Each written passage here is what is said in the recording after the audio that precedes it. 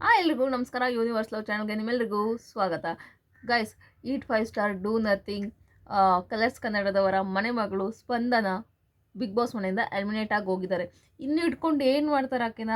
ಇನ್ನು ಟಾಸ್ಕ್ ಇನ್ಯಾವುದು ಟಾಸ್ಕ್ ಇರೋದಿಲ್ಲ. ಟಾಸ್ಕ್ ಬುಕ್ ಇಷ್ಟು ದಿನ ಓದ್ಕೊಂಡು ಇಲ್ಲಿವರೆಗೂ ಬಂದ್ಲು. ಇನ್ಮೇಲೆ ಟಾಸ್ಕ್ ಯಾವುದು ಇರೋದಿಲ್ವಲ್ಲ. ಸೊ ಬುಕ್ ಓದೋ ಅವಶ್ಯಕತೆಯೂ ಇಲ್ಲ. ಅದಕ್ಕೋಸ್ಕರ ಈಗ ಬಿಗ್ ಬಾಸ್ ಅವರು ಇನ್ಯಾವುದು ಟಾಸ್ಕ್ ಕೊಡೋಲ್ಲ. ನಾವು ಇನ್ನು ಟಾಸ್ಕ್ ಬುಕ್ ಓದೋ ಅವಶ್ಯಕತೆ ಯಾರಿಗೂ ಬೀಳೋದಿಲ್ಲ. ಇನ್ನು ಮನೆಗೆ ಹೋಗ್ಬೋದು ಅಂತ ಸ್ಪಂದನ ಸೋಮಣ್ಣನ ಮನೆಗೆ ಕಳಿಸ್ಕೊಟ್ಟಿದ್ದಾರೆ ಅಂತಲೇ ಹೇಳ್ಬೋದು. ಇಷ್ಟು ದಿನ ಕರ್ಕೊಂಡು ಬಂದಿದೆ ದೊಡ್ಡ ವಿಷಯ ಅದು. ಕಲರ್ಸ್ ಅವ್ರಿಗೆ ಹಂಗೋ ಹಿಂಗೋ ಮಾಡಿ ಎಳ್ಕೊಂಡು ಇಲ್ಲಿವರೆಗೂ ಬಂದರು. ಪಾಪ ಅವರು ಇನ್ನು ಎಷ್ಟು ಎಳೆಯೋಕ್ಕಾಗುತ್ತೆ?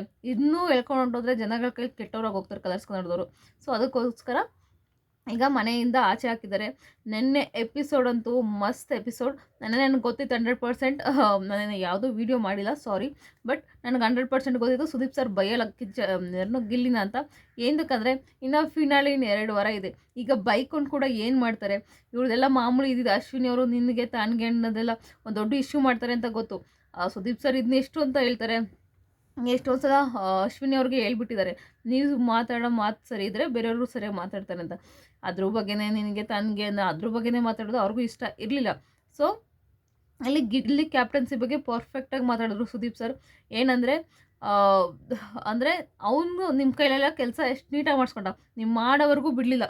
ಅವನು ಇದೇ ಮಾಡಲಿಲ್ಲ, ಬಟ್ ನೀವು ಮಾಡೋವರೆಗೂ ಬಿಡಲಿಲ್ಲ. ಬಟ್ ನಿಮ್ಮ ಕ್ಯಾಪ್ಟನ್ಸಿಲಿ ಹಂಗೆ ಮಾಡ್ದ, ನಿಮ್ಮೆಲ್ಲರನ್ನೂ ಹೆಂಗೆ ಆಟ ಆಡಿಸ್ದ ಕ್ಯಾಪ್ಟನ್ಸಿಲಿ. ನೀವು ಒಬ್ಬನ ಅವ್ನ ಕ್ಯಾಪ್ಟನ್ಸಿಲಿ ಎಲ್ಲರನ್ನೂ ಮತ್ತೆ ಆಡ್ಸೋಕ್ಕೆ ಸ್ಟಾರ್ಟ್ ಮಾಡ್ದ. ಆ ಥರ ಎಲ್ಲ ಮಾತಾಡೋಕ್ಕೆ ಸ್ಟಾರ್ಟ್ ಮಾಡಿದ್ರು. ಅದೇ ರೀತಿ ಅಲ್ಲಿ ಒಂದೊಂದು ಮೈನಸ್ ಪಾಯಿಂಟ್ ಆಗಿದ್ದು ನೆನ್ನೆ ಇದರಲ್ಲಿ. ಕಾವ್ಯ ಬಗ್ಗೆ ನೀನು ರೀಸನ್ ಕೊಡು ನಾಮಿನೇಟ್ ಮಾಡೋಕ್ಕೆ, 5 ಕೊಡು, 4 ರೀಸನ್ ಕೊಡು, ಆಯಿತು 3 ಕೊಡು, ಕೊನೆಗೆ 2 ಕೊಡು ಅಂತ ಬಂದರು. ಸೊ ಇದೊಂದರಲ್ಲೂ ಅವನಿಗೆ ಮೈನಸ್ ಪಾಯಿಂಟ್ ಅದಷ್ಟೇ ನನ್ನ ಎಪಿಸೋಡಲ್ಲಿ. ಇನ್ನು ಇದ್ದಿದ್ದೆಲ್ಲ ಎಲ್ಲ ಗಿಲ್ಲಿ ಪರವಾಗೇ ಇತ್ತು ನನ್ನ ಎಪಿಸೋಡ್. ಫುಲ್ಲು ಮಸ್ತ್ ಇತ್ತು ಅಂತಲೇ ಹೇಳ್ಬೋದು. ಆಮೇಲೆ ಅವ್ರಿಗೆ ಆಸೆ ಒಂದಂತೂ ಕ್ಲಿಯರ್ ಮಾಡಿದ್ರು ಸುದೀಪ್ ಸರು, ಈ ಸಲ ಸೀಸನ್ನ ವಿನ್ನರ್ ಗಿಲ್ಲಿನೇ ಅಂತ. ಅಲ್ಲೇ ಎಲ್ಲರೂ ಅಂದ್ಕೊಬಿಟ್ರು ಗಿಲ್ಲಿನೇ ಫಿಕ್ಸು ಅಂತ. ಅಂದರೆ ಅರ್ಥ ಮಾಡ್ಕೊಳ್ಳಿ, ಅವನು ಎಷ್ಟು ಚಾಣಾಕ್ಷ ಅಂತ. ಎಲ್ಲರನ್ನೂ ಹೆಂಗೊಳ್ಳೆ ಬುಗ್ರಿ ಥರ ಆಡಿಸ್ತಾನೆ. ಆಮೇಲೆ ಅವನು ಇನ್ಸ್ಪಿರೇಷನಾಗಿ ತೊಗೊಂಡಿರೋದಾರೆ ಇಷ್ಟು ಸೀಸನಲ್ಲಿ ಹನುಮಂತು ಹಾಗೂ ಪ್ರಥಮ್ನೂ ಅಳವಡಿಸ್ಕೊಂಡಿದ್ದಾನೆ ಸ್ವಲ್ಪ.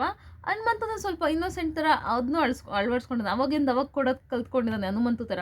ಹನುಮಂತ ಹೆಂಗೆ ಮಾಡ್ತಿದ್ದ, ಅಲ್ಲೇ ಟಕ್ಕರ್ ಕೊಡ್ತಿದ್ದ. ಅಂದರೆ ಅವ್ನು ಕೊಡೋ ರೀತಿಲಿ ಸೈಲೆಂಟಾಗಿ ಇರ್ತದ, ಬಟ್ ಕೊಡೋ ರೀತಿಲಿ ಟಕ್ಕರ್ ಕೊಡ್ತಿದ್ದ. ಅಂದರೆ ಪ್ರಥಮ್ ಥರ ಟಾರ್ಚರ್ ಇಡೋದು, ಆ ಥರ ಎಲ್ಲ ಇಬ್ಬರೂ ಒಳಗಡೆ ಸೇರಿಸ್ಕೊಂಡು ಚೆನ್ನಾಗಿ ಆಟ ಆಡಿದ್ದಾನೆ ಅಂತಲೇ ಹೇಳ್ಬೋದು.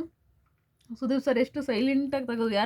ಎಷ್ಟು ಸೀಸನ್ ನೋಡಿದ್ಯಾ ಗಿಲ್ಲಿ ಅಂತಂದು. ನಾನು ಎಲ್ಲ ಸೀಸನ್ನು ಯಾವುದು ನಿನ್ನ ಫೇವ್ರೆಟ್ ಸೀಸನ್ನು ಆ ಥರ ಹೇಳ್ತಾ ಆಮೇಲೆ ಕೊನೆಗೆ ಯಾರನ್ನ ತುಂಬ ಅಳವಡಿಸ್ಕೊಂಡಿದ್ದೀನಿ ಇದರೊಳಗಡೆ ಆಟದೊಳಗಡೆ ಅಂತ ಪ್ರಥಮ್ ಆ್ಯಂಡ್ ಹನುಮಂತಣ್ಣ ಅಂತ. ನಾನು ಹೇಳಿಲ್ವ ಆವಾಗಲೇ, ಸ್ವಲ್ಪ ಹನುಮಂತನೂ ಇದ್ದ ಇಷ್ಟು ಸೀಸನಲ್ಲಿ, ಸ್ವಲ್ಪ ಪ್ರಥಮೂ ಇದ್ದ ನಿನ್ನೊಳಗಡೆ ಅಂತ.